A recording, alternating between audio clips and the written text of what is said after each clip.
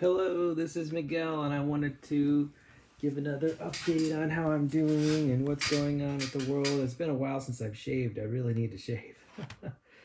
It doesn't take much for me to just forget about shaving for a day or two, and I guess that's okay. And I'm hoping to be a little more conscious and aware of that shaving, make sure that I get shaved on a regular basis. Oh boy, I tell you, I went to the gym today. Today was back, and I had a fantastic day at back. And exercising my back, but I was a little bit tired afterwards. It was quite a workout, which is fine because I had a number of PRs, which is kind of neat. And by the way, like I said, I've been using that Strong app, and I've been able to record my PRs really easily. In fact, I can see the whole trend of my workouts. I've especially liked the Strong app's ability for me to just take a look at um, whatever exercise I'm doing, and then immediately take a look at the history of my weights and what I've lifted, and it's really helpful. The other day, actually earlier today, I saw a video with Brandon Carter. It was this amazingly buff dude, and he's a natural bodybuilder, and I'm just really just admire all the work that he's put into his physique. It looks fantastic, and he was considering using testosterone replacement therapy. Personally, I'm no advocate of it, um, namely because of you know I think it may be unnecessary, certainly for him, because man, he just looks so amazing. But I guess he was feeling low energy. I think that symptom may be mistakenly attributed or misattributed to lower testosterone. But I certainly don't live in Brandon Carter's body, so he knows his body better than I do, of course. But I think he may be mistaken on that front. Maybe he just needs to do a deload for a couple weeks or something like that. I'm not sure what's taking his energy. I don't know, maybe he needs to focus more on cardio work. I'm not sure. Anyway, so I'm sad that he's feeling these symptoms. That is Brandon Carter. Anyway, hopefully he returns to his old self as much as he can. I don't think that testosterone is necessarily the way. I mean, he's only 40 years old. I'm basically 9 years older than he is. And, I'm not necessarily, because I'm just at the beginning of my weightlifting journey. I've only been doing it for maybe 2 years now. Maybe 2 years. I don't know. I'm not sure if it's been a full 2 years yet. But I could tell you, though, that only recently have I been working out 5 days a week. Usually my workouts were 2 or 3 times a week. So still got a long way to go. So I'm still probably receiving newbie gains from my weightlifting efforts, and that's great. And so I'm not even close to needing the possibility of needing TRT. I really just want to start improving how my method of weightlifting, weightlifting methods, and improving my nutrition. Speaking of nutrition, and I might have mentioned this before, I've been interested lately in using, trying to go whole foods, plant based as much as I can. And I'm also getting the sense that what I probably want to do is stop eating, to the best of my ability, highly palatable foods. That is, foods that through the use of technology has made those foods very palatable. In fact, hyper palatable through the use of technology, because I think what it's doing is it's creating cravings in my body.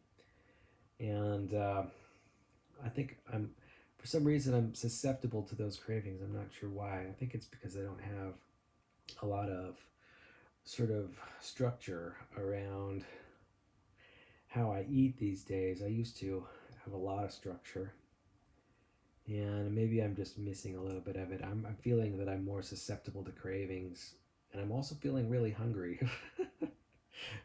And it may just because I'm weightlifting very aggressively now, and I weightlift, and I don't know if I'd call it very aggressively. I'm not necessarily an aggressive weightlifter by uh, style and personality wise. I'm very methodical, but I've been making some good gains lately, and I suspect that might be the reason for some of the cravings showing up during the day.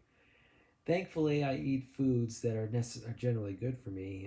Sometimes I'll eat a Greek yogurt, and then I also am enjoying and indulging in PB2, which is a powdered peanut butter with the fat macronutrient removed, so it'll be a lower cal. So at least I've got those two things to fall back on. I've been thinking about using a little bit more fat-free ricotta cheese in my diet, and I'm thinking that ricotta might be helpful just to give me a little more of a cheesy and smooth type food that is fairly low calories. Sort of like a frozen, sort of like a Greek yogurt. So we'll see how it goes. I know it's not probably the best for me, but I'm hoping that the fat-free nature of it will reduce its caloric impact. One thing I really do want to start doing is I want to start focusing on eating vegetables. I've been thinking about roasting vegetables. In fact, today I roasted vegetables in the oven. I roasted some butternut squash, a large portion of butternut squash, and a large portion of sweet potato. And so I think I'm going to take advantage of that and enjoy eating that as much as I can in the coming days. And I think I'm going to try to do my best to enjoy the food in its original form. Because here's the thing, I'm susceptible. Here's what happens with me and food. For me, it's all about my relationship with food, right? What happens with me and food is that I get these cravings, and and I'm not saying that the cravings come out of the blue, because they don't. The cravings are happen basically because of my choice to sort of indulge in dreaming and thinking about food. And so, I spent a lot of time imagining food and what kinds of food I could eat. And not that it's a problem, it hasn't been affecting me negatively in any way. I still am normal weight, and I still regularly work out through weightlifting and cardiovascular work. So it's not hurting me in any way. But I definitely spend a lot of time daydreaming about food. And I think it's probably a healthy amount of time daydreaming about food. I'm not obsessed by it by any means, but I do spend some time thinking about it and pondering it, which is perfectly natural for a person who eats 3, 4, 5 times a day. It's hard to get away from it. But I have a suspicion that this daydreaming, this imagining about food, is creating some cravings of mine, and I believe it or not, I also reinforce. It's kind of interesting how I reinforce negative mental habits. Like sometimes I'll go to recipe websites, and I'll go to the foodnetwork.com, the website, or maybe I'll go to YouTube, and I'll specifically look for certain ways to combine foods that can be healthy and also good tasting at the same time. Now that's not necessarily a bad thing. That's really a fabulous thing, because it helps keep me creative in the kitchen, helps keep my attention and on my food, and it helps to keep me enjoying the food that I eat, which is great. It raises my quality of life, and it does. And so certainly with my focus on that. But here's the thing. I'm trying to maintain or even lose a little weight right now, and it's not very easy because I get distracted, and these thoughts. Now, of course, this happens for all human beings. Here's the thing: human beings, we evolved in a way in nature so that so that we can take advantage of the energy sources around us. Why? Because of scarcity, right? Food was scarce back then. Food is not scarce today. And but still, our bodies remain unchanged, and so we our bodies control the day, right? And so it's important. I think it's important, and I've just lost my thought. But it's important to just sort of recognize the impacts of our thoughts on diet and health, and I want to make sure that I'm doing it right. I don't. I think I might be causing myself a little bit too much discomfort by thinking about food too often. And I think what might be better is if I think about maybe doing more reading about subjects like, I don't know, literature or science fiction or nonfiction books, and focus on that. But maybe focus on things like productivity and critical thinking and emotional management, things like that. Subjects that I'm really interested in. Instead of taking time out thinking about food. Here's the thing about food. It's very enjoyable to contemplate, but it has a tendency to throw me off my balance, throw me off my game, throw me off my balance when it comes to. And here's another thing. I spend a lot of time thinking about food and maybe not enough time thinking about drinking water, that is. I read a lot of websites related to muscle building and weightlifting, bodybuilding, and a lot of them talk about drinking a lot of water. And when I say a lot of water, I mean like a gallon a day, which sounds like a little excessive to me, but maybe that would be an interesting goal to have, and to start focusing my attention on something like that. Because if I drink a lot of water, I mean, necessarily I'll be eating less food and maybe feeling greater levels of satiety. And by focusing on water, I can think less about food, and therefore my cravings will go down. So anyway, I'm thinking of that as a way to reduce my cravings. So I'm thinking about two strategies for reducing my cravings and reducing my wild eating. Not that it's wild in any way. My eating is actually pretty boring, especially now since I've focusing on whole foods, and so I'm eating a lot more, say, dried fruits and nuts. For me, dried fruits and nuts, they are my desserts. I'm also recognizing yogurt as being an amazing food that I just can't get enough of, it seems. But fruit and nuts are basically my go-to for desserts now. And I'm spending a lot less time eating like things like candied popcorn and candy bars and cookies and things like that. Not that I indulged in them a lot before, but anyway, I've been trying to refocus my attention on using nuts and dried fruits instead as sources of sort of gustatory pleasure. All right, so so I was about to mention the two strategies that I had in mind. Number one, reducing reducing the fun foods, right? Reducing, I guess, the how good food, how good, reducing, food that tastes good. Basically, I think I'm going to start eating more bland foods because I think it's going to have an impact on my cravings. If I can eat more bland foods, that's great. So that means more vegetables, more grains without sugar. In fact, theoretically, here's the thing. I love Splenda, and I also enjoy some forms of that other sweetener, which I forget its name, stevia. Some forms of stevia. And so maybe what I could do is actually reduce my intake of those two sweeteners. I almost hate to even contemplate it because I get so much pleasure from Splenda, whether it's in my coffee or in my cereal or in my Greek yogurt, or that would be a significant change. I think I might be psychologically addicted to Splenda, to my sweeteners. At least it's not sugar, and at least it's largely non-caloric.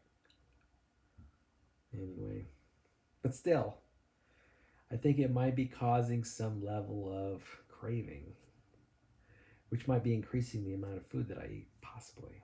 I'm not sure. I'm not. My weight has stayed relatively the same. And here's the thing: a lot of people are gaining weight right now because they're basically in quarantine, sheltered in place in their homes.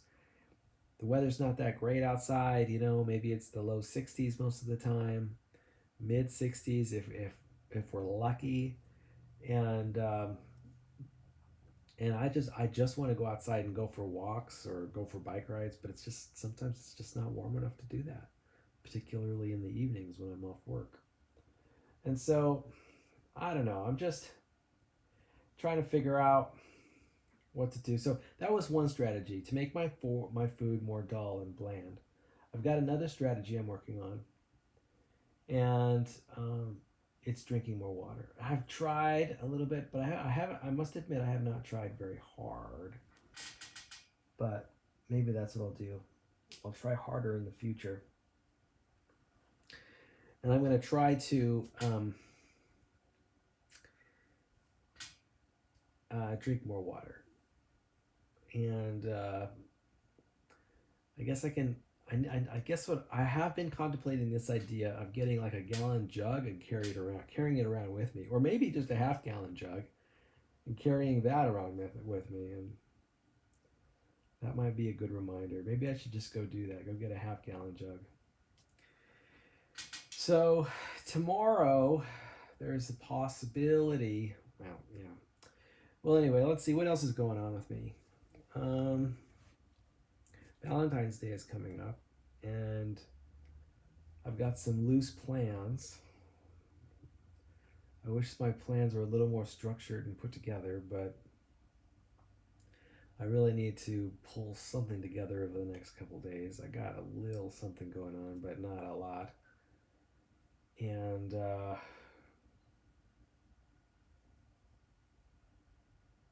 hopefully I can pull something together. I'm not sure how or what. This is not going to be an easy one. I'll tell you why this Valentine's Day is not going to be an easy one. It's because, like I mentioned earlier, everybody's in quarantine, and we can't like travel anywhere or do anything interesting. Like I can't take her out dancing, or I can't take her out to a restaurant. I guess I could, but that's just a baddie thing to do, and I don't know. It's going to be a very challenging Valentine's Day. I am doing something actually quite interesting. I'll be sending flowers to my daughter, which I'm super happy about.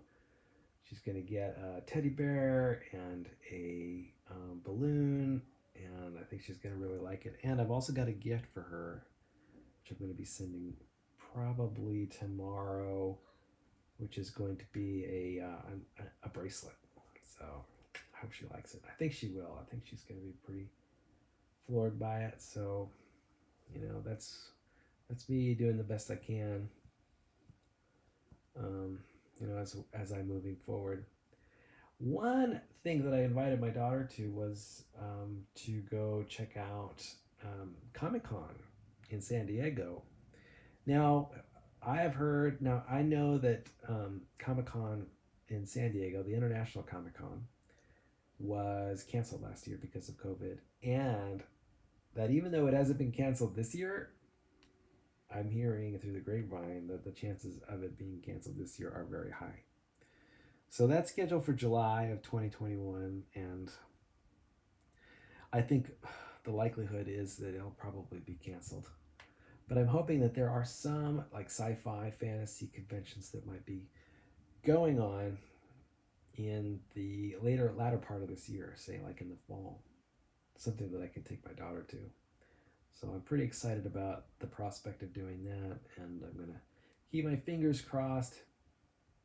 Well, first of all, I'm going to keep my fingers crossed that everybody in the U.S. gets vaccinated against this COVID virus.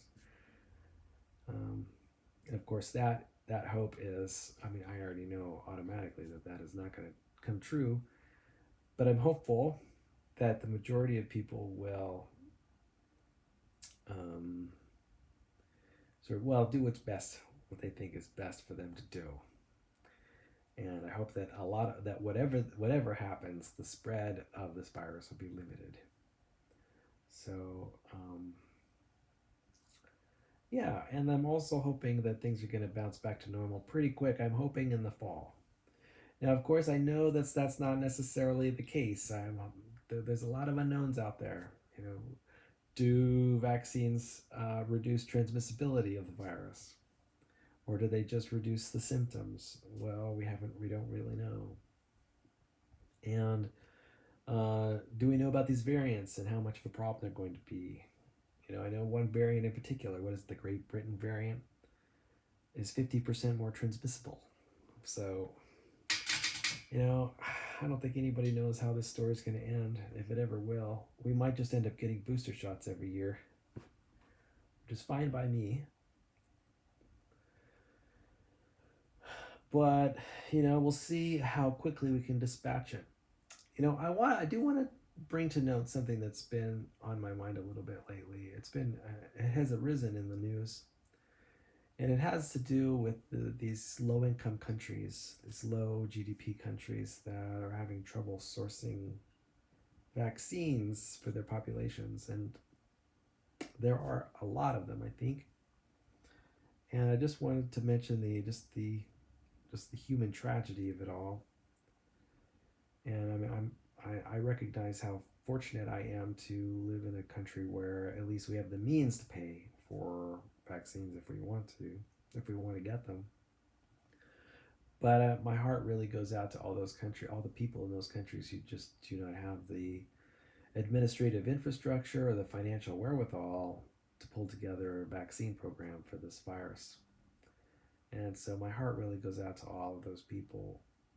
And, you know, I can only appeal to the fact of luck. Luck. I'll tell you what, the older I get, the more I recognize that whatever happens in life has more to do with luck than anything else. I know a lot of people think about personal responsibility and the virtues of hard work and all this other stuff. But boy, I tell you, the longer I live, the more I recognize the impact and effects that luck has. You know, I'm not sure that there's really any. I mean, there's a lot of good. There's a causal chain of events for everything that happens. But I think that, you know, things fall together according to the laws of physics and chemistry and biology, and sometimes there's no rhyme or reason to it. It falls into place, you know, moment to moment. But I'm not sure. I don't. There's no higher level design or teleology related to it, and these whole ideas that, you know, people are smarter or less smart, or responsible or less responsible, or disciplined or less disciplined, or moral or immoral. These ideas are just falling away. I'm sorry, at least in my own mind. And I'm recognizing just the mechanical aspect of the decision making that takes place in the world. And I'm not attributing any of those decisions to free will. I really do think that we live in a deterministic universe.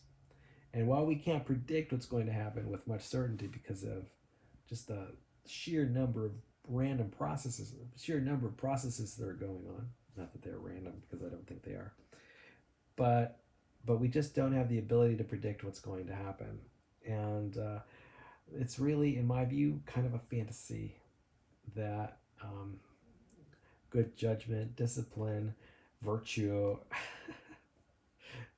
and you know, self-control really exists. I mean, they all exist on some level, certainly, but they're not real. I think they're all just fantastical stories at this point in time. I think a lot, and I wish I had a better word to describe it than luck. And fate is definitely not the word I want to use, but determined or deterministic is definitely something that is a word that I can definitely vibrate to to understand what's going on. And what's great about that is that it releases me from really being judgmental about the way things turn out. So I think it's really a very highly protective, optimist, sort of a mood protective, sort of like uh, uh, sort of like a vaccine for your attitude. Anyway, talk to you later. Bye bye.